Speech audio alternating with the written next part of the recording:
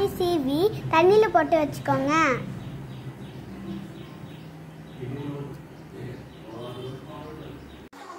சோம்புத்தூள், தனிமிளகாய் தூள், மஞ்சத்தூள் போட்டுக்கோங்க. தனியாத்தூள், குழம்பு மிளகாய் தூள், உப்பு போட்டுக்கோங்க.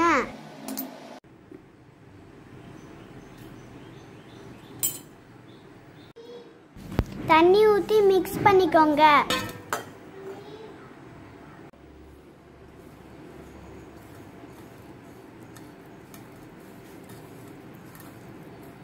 ஒன்று ஒன்றா எடுத்து பரட்டி வச்சுக்கணும்.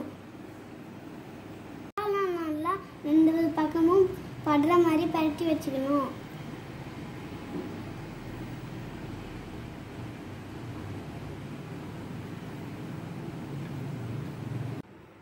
இப்போ கல் சூடாயிடுச்சு, எண்ணெய் ஊற்றிக்கலாம்.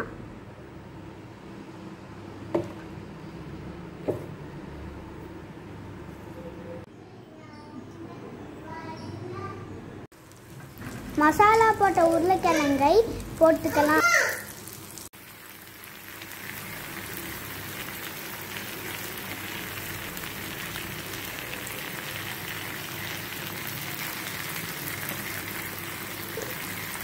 ஒரு பக்கம் வெந்ததும் திருப்பி போட்டுக்கோங்க.